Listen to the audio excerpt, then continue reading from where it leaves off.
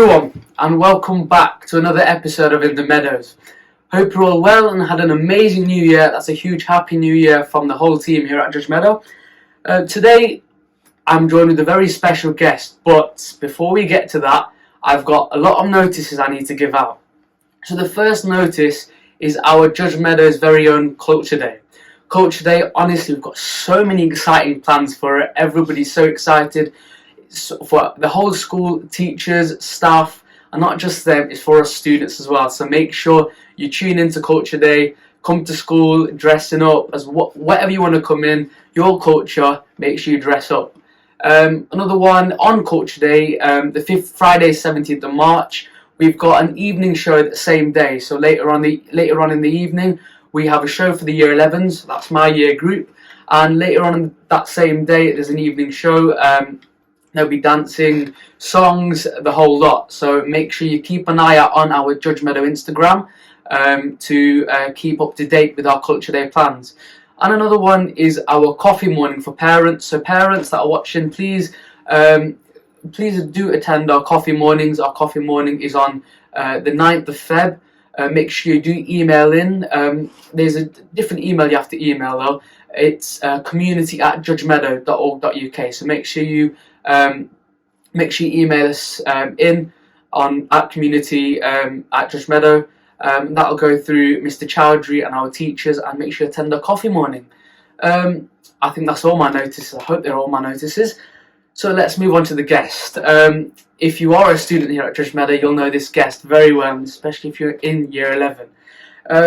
A guest who I'm particularly very fond of, and I'd like to think is a very good friend of mine. I'm joined with Mr Flanagan. So those of you who don't really know Mr Flanagan, I hope you do, but Mr Flanagan is our very own careers advisor, and he works especially with us Year 11s for our post-16 options, and Mr Flanagan is part of the whole careers team here at Judgemeadow. So Mr Flanagan, thank you very much for joining me today. How are you, sir? I'm very good, thank you. Thank you for having me, and thank you for saying that you've got a special guest on today. No, really happy to be here, mate, and I appreciate, we've spoken a lot in the past, but it's good to actually sit down with you and have a proper formal chat, and hopefully, share our message with everyone. 100%. So sir, am I right in saying that today we'll be talking about apprenticeships? That's right. So in the next week or so, week commencing the 6th of Feb, we have National Apprenticeship Week. Okay. So obviously all schools, I would say particularly secondary schools, will shine a light on apprenticeships and share lots more information. I think it's one of those areas where people kind of know a bit about apprenticeships, they've kind of heard of them, particularly our Key Stage 4 students like yourself. But I think, Apprenticeship Week is a fantastic opportunity for everyone to just talk a bit about what they are, and hopefully, it'll give everyone the opportunity to explore apprenticeships a little bit further. And that's not just students. I know we've just spoken, off camera. It's really important that we start to engage more with parents as well, because we appreciate things change. Yeah. We know that the economy changes. We know that what opportunities are out there change. So it's really important that we're showing everyone what is available at this moment in time, so that people can start making those informed decisions with regards to their careers. I'm looking forward to Apprenticeship Week, and I'm sure we'll talk about it for the next 5 or 10 minutes. I'll be honest with you, sir. Yesterday I asked a couple of my best mates, what do you think when I say the word apprenticeship to you? Yeah. You'll never guess what they said. I don't think I could. You're fired. And that's obviously a reference to Lord Alan Sugar and his The Apprentice show. Yeah. So, sir, get rid of some misconceptions people may have. So, what exactly is an apprenticeship, and what exactly is happening in Apprenticeship Week? Yeah, so 2 questions there, so make sure you come back at me if I don't answer both of those. So what is an apprenticeship? So, it's often called the earn while you learn. So effectively, it's for students that, I suppose, want to, when they leave obviously school at 16, obviously you have to stay in some form of education, employment or training, but what apprenticeship allows is it allows you to work for 80% of the week, so normally 4 days a week, and then you're in college for the 1 day. And the idea is that obviously you're learning on the job. You'll have a mentor on site at your place of work, you'll have formal training, you'll have guidance, but alongside that work that you do, you will attend college, because obviously you'll learn all the theory that underpins all the work that you're doing. So an apprenticeship requires a college and an employer to work really closely together to ensure that a student is obviously I suppose getting hold of all the skills they need to be successful in that area. They can really vary.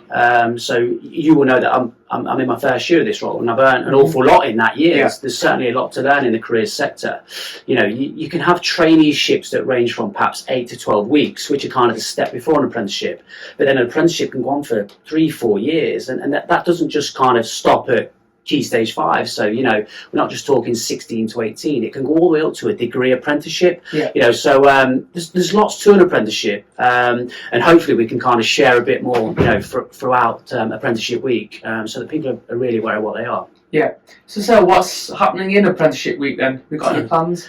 So what we've got is we've got an assembly every morning for each year group. You'll know obviously we work through from year 7 to year 11. So there's various people coming in to deliver.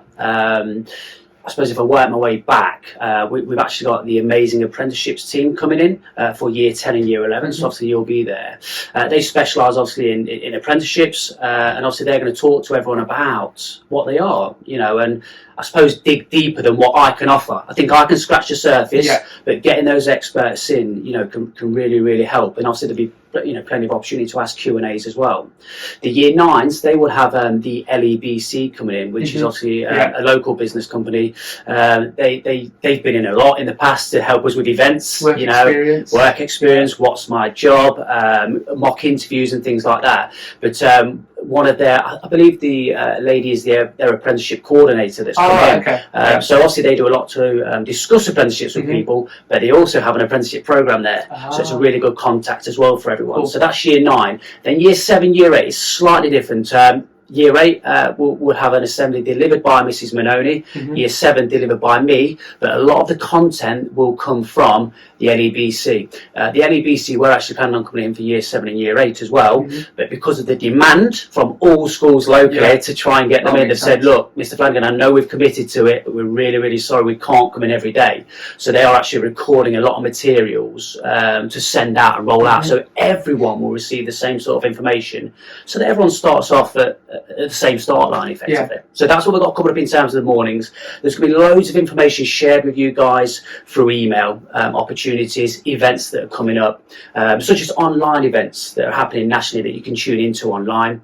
But we're also sending lots of information out to parents as well. That will come from Mrs Langton, who you know is my colleague in the careers team. She will send out messages to parents through the usual system. I think it's the school comms system, because there's actually events that parents can sign up for as well, so they can really understand what an apprenticeship is and do a bit of myth busting, because I think we don't quite understand them as well as some of us would like, and therefore hopefully it kind of just educates people on what they are. And hopefully, you know, it will help people make decisions moving forward. Right, so especially for our Judgemeadow viewers, am I right in saying that our careers team consists of yourself, Mrs Manoni and Mrs Langton? That's right. So Mrs Manoni, who you know is on the leadership team, very busy, she leads the team. She's the careers lead. She oversees things strategically. So we've got Mrs Manoni and obviously myself. Obviously I do all the careers interviews, but also coordinate the careers events. So obviously you'll know that each year group has an event throughout the year as well. And we've got Mrs Langton. Mrs Langton, absolute legend. She does a lot of admin work behind the scenes for us. You know, there's a lot of tasks behind the scenes that have to take place. Mrs Langton does a lot of that, and you'll also know she does a lot of chasing for us as well. Particularly busy this week, you know, making sure that we've got everyone's applications for college ready to go. But also important to give Mrs Langton a bit more of a shout out as well. She coordinates work experience. That is a huge task, and of course, you know, we aim to get every student in year 10 placed for work experience, and obviously that gives them some fantastic experience in the world of work, and perhaps potentially your first ever kind of experience. But it also kind of helps with the careers interviews that then come just after that in year 10, so that then you've had that experience with an employer. Then of course we get business employers in to do mock interviews with everyone with regards to what an interview feels like in preparation for college, in preparation for you know, the working world. So we try and make sure there's real flow and a seamless blend. and I still remember my work experience. That was last year in April. I really enjoyed it, and I think it was a good experience to have. That especially putting your CV and you go, I did this work experience, and that leads you into college, into university, whatever you do after college.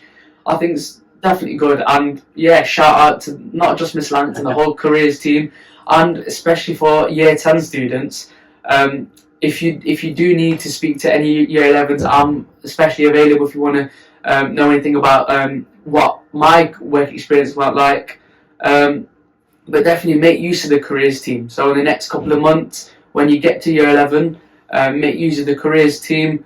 They help you a lot regarding careers and your PS16 as well. So towards the new year, so obviously us Year 11s, we finished our personal statements and we sent it off to our careers team. So Mr Flanagan, Mrs Langton, they were all looking at PS16 applications, personal statements. You write your personal statement, send it off, and that'll go to our colleges. And actually, funny story, work experience. That's what I did my work experience at Leicester College. Okay. And that's the college obviously I applied for. So I saw it and goes, oh, definitely coming here for college. That's it. I think as well, like it's not just the experience of work; it's the networking. And just going back to one of our previous conversations about the training linked to careers advising. A lot of the theories it's not just linked to, and bear with me when I say this. Of course, we need to work hard. Of course, we need our qualifications. But it's also about networking, meeting people. Because you don't know if an opportunity might just come from your work experience or someone that you meet when you go for an interview.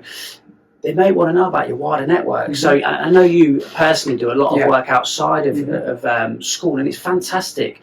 Obviously when I've read you, obviously met you for interviews, but also read your personal statement and looked at your application. There's so much that you can refer to, and if I'm an employer, whether that's employing someone for an apprenticeship, or if I'm a admissions. I'm part of the admissions team in a college. If I see your predicted grades, which I go, awesome, this young man works hard, attendance works hard. Oh my goodness, look at this work experience. Look at all the things he does outside or she does outside of school. She is committed to the community, committed to change. This is the level of enthusiasm I want, and therefore I'm going to grant that person a position, on my course. Or if I'm employing, they've got a very good chance of being employed. So, it's about not, of course you've got to build your academic profile, but you've got to make sure you're building your networks and really padding out that CV. And I think just a bit of a plug here, Dhruv, it's really important that our students start to use Unifrog more. Now, you will know that more recently we've started rolling out Unifrog tasks. Unifrog is a critical research platform for students, but also it enables you to log all the things that you have been doing. So when it comes to writing your personal statement, you've got reference there, you've got evidence there that you can drop in, and then before you know it, you can really start building that picture of who you are. And obviously when you then apply to college, you're feeling confident that you're going to secure a place. And I think, something I really do need our students to understand is that when they're applying to college, you are competing for places to get onto courses. Some colleges are very hard to get into. You're not just granted a place. So it's really important that our students remind themselves time and time again that you are at school to build the foundations to get to the next stage. So remember that when you start getting towards the end of Key Stage 3, Key Stage 4, your profile is crucial, because you've got to make sure that your application when it goes off is top of the park. Because as you will know, we talk about our passion for Judgemeadow and competing with everyone, competing with private schools, whatever it may be. We've got to make sure we're at the top of the pile, not at the middle or the bottom. So it's so important that people take real pride in their applications and their profiles, because obviously that's what goes off. And remember, and I think I said this to you in our interview, there's someone sat at the other end of the screen receiving your application. They've not got the opportunity to meet you, until they decide whether or not they want to interview you. So it's really important that on paper, you're making things look as professional as possible and showcasing everything that you've done. Really is. That's a really good point you mentioned earlier, sir, about competition. And my form tutor, Mr Arnold, before we sent our personal statements off, he said he's got his eldest son, he's in Year 11, same year as me, and he said, just keep in mind, you're not only in competition with people in your year group at your school, you're in competition with every single school in Leicestershire, because every single student, of course they want a college place. So that, like you said, that professionalism on paper needs to be shown. crucial. And I'm really glad that Mr. Arnold's kind of alluded to that point. Yeah. It's, when we think, I think there's 287 in your year group. Yeah. One school Wow. in Leicester. And like you say, it's Leicestershire as well. And when we talk about, the college fair that we had, we have colleges not just in Leicester, it's Leicestershire as well, which means you're going to have, colleges advertising to Leicester, Leicestershire, students looking at colleges in Leicester, Leicestershire, and therefore you're not just competing with Leicester. It's when if you overthink it, it can get quite worrying, and I don't want people to worry, but it's important that we remember, we are competing with people. And as much as we like to think that we can coast into certain roles in life, that's just not the case. It can be quite tricky out there. So we need to make sure that. I think the way I like to look at it is keep all your doors open. If you work hard, do your best and secure those grades, all those doors are open. If you perhaps coast a little bit, don't quite fulfill your potential because you've made the odd bad decision or you've not quite worked as hard, the doors just start to close, and we don't want that. We want everyone at Judgemeadow to have all those doors open so that they've effectively they can effectively pick where they want to go if they, can hit the grades for entry requirements. So, please just, remember that it's a competition. Anything else you want to add, sir? In general? Obviously just apprenticeships, it's... I appreciate people will be interested in other pathways as well. Obviously, you will know we've got the traditional pathway where you can obviously sit, A levels at college. You've also got like your vocational pathway, so you can look at the new T levels, and I think they will be alluded to as well in the apprenticeship week. Obviously, you've got BTEC, Cambridge Technicals, etc. And of course, you've got apprenticeships. So there's kind of like three pathways. And I know we're only shining a light on apprenticeships, particularly today. But we do have Careers Week coming up in March as well.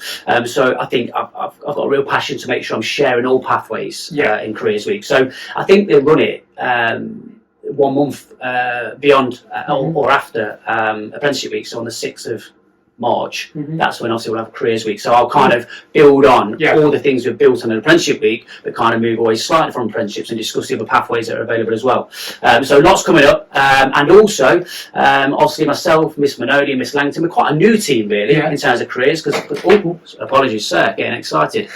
You will know that Miss Salford was here for a long time, so obviously we've kind of taken over from Mrs Salford, so we're kind of a bit of a new team, and I know Mrs Manodi's really keen to start recruiting student ambassadors, career ambassadors, so you will be aware that we've got ambassadors for other areas of the school, so we want to effectively interview for careers ambassadors, and it will require, I believe, someone from each form in the link between us and their form, so we can make sure we've got that constant dialogue that's coming through, because we often want to kind of say to Mr Smith, can we have a slot in assembly, or can we get this out, but you will know schools are a very, very busy place. Everyone's got lots of priorities that they need to share, so it's hard to kind of secure those spots at times. So what we've decided is, or Miss Manoni, she's come up with this fantastic idea that we have ambassadors from each form, and we'll have kind of regular meetings, not too regular. We appreciate people are very busy, but just so we can communicate with the representatives, so they can then share that with obviously their forms, so that everyone's fully aware of what's going on with regards to careers, because sometimes that notice board or that email can be missed. So yes, plenty coming up, pretty exciting, but first up is Apprenticeship Week, so keep an eye on your emails, keep an eye on parents to keep an eye on their emails, and obviously there'll be plenty coming up for assemblies. There you go, to our Judgemeadow students, as Mr Flanagan and Mrs Manoni and Miss Langton as well have worked hard to get these student ambassadors going. So make sure you do send Mr Flanagan an email. Send you an email. I think that Mrs Manoni will launch it formally perhaps over the next week or two. So nothing for now, but if you're interested, keep an eye out, and I believe there'll be a formal application process for it. And again, when we think about what that could do for the individual, clearly it's going to help the school in terms of careers, but also if you are interested and you want to kind of boost your CV and develop some skills in terms of speaking in front of people, helping with assemblies, it will look really good on your CV, because you'll begin to build all those other skills alongside your academic career. So a fantastic opportunity, and it will not be too time consuming. It might be an hour's meeting, say every half term, and then just shorter meetings if we need to just communicate something really quickly. So it won't be too time consuming, but a very important role, because it's the connection between us and of course the student body, which is crucial to what we do. But we must not miss out parents. You know, we've got to triangulate this, and you know, we need a bit of a golden triangle there. So us, children, parents, between us, we can make sure that everyone's got what they need and are fully informed about everything that's going on with careers. Particularly in relation to the labour market information as well. You know, what is going on out there, you know, what's the economy like. When we start thinking about careers, let's look 2 steps ahead. How big is that sector? Is it growing? Is it shrinking? These are all the things we need to think about, because what we want to do is invest in areas where we know there's going to be plenty of opportunities out there, so that you know, we've got plenty of opportunities as students, or you have as students. So there you go, students. Make sure you keep an eye out on your emails from the careers team. So if you're interested in student ambassador, make sure you put your name down. So you should be expecting an email in a couple of weeks' time, formal application process. But as Mr. Flanagan mentioned earlier, you mentioned traditional pathways, and I think a lot of students before, they kind of had that thought in them that the only way for me to progress after secondary school is A levels, and just sit A levels after their college and only go A levels. But right now, all the assemblies we've had, college fairs, I was exposed to so much: T levels, A levels, apprenticeships, BTECs, BTEC vocationals, and I think students really need to understand that, especially with the labour market growing as well. They need to really understand that before we know it, in a click, life's going to change. We're going to be adults soon. The economy's growing. I mean, I'm only 15, turning 16 soon, and I don't want to be worrying about it too much now. But obviously, you've got the economy growing at the minute, and then you've got financial struggles on one end. So you've got to really mature up as soon as possible to start thinking about the economy wise as well. Absolutely. And I think, you know, when since stepping into this role, you know, you almost kind of dissect your own career path. And I think if you was to say to me, you know, did you start assessing the economy when you was 15, 16? I'd say no. I think if I saw that the news was on, I'd be like, oh, Dad, you got that on again. You know, as a teenager might do at times. But I think it's crucial that actually, and I'm really impressed with, because obviously, you know, I've met so many students this year. I've been really impressed with how aware people are and how switched on people are and how ambitious people are. But you're right, you know, being aware of the economy. You know, I think there's a danger that if we watch it too much, we can kind of almost believe that the world is just negative all the time. And that's not the case. You know, there's so much that goes on that's positive. You know, but I think it's natural as a human to sometimes just focus on a negative. So you know, when you are watching the news and you are, you know, listening out for the economy and things like that, absolutely, you know, take an interest, see what's going on, but don't get too bogged down in it, because it can be quite demoralising. But you know, look, I think I've just overheard someone say earlier on today about, you know, us being very lucky in the UK. You know, there's plenty of opportunities out there, and there is. You know, we really are lucky in the UK. There's plenty of opportunities out there, but sometimes when you listen to the news, you think, oh, you know, this is quite depressing, and some, you know, these things clearly need talking about. But yeah, so you know, absolutely be aware of the economy, listen to what's going on, what sectors are growing, but don't get too bogged down in it, particularly at your age. You know, you need to be prioritising, focusing on your exams, etc. But it's good to be aware, because then it might help you shape your decisions for the future. Because what people don't want to do, and I say this a lot, is, let's say for example we look on Unifrog, where we can look at the labour market information. You've got a real passion for something, you look into how long you need to study for it, and then you see that the projected growth or lack of growth for that area is a worry. You know, you don't want to invest thousands of pounds at university.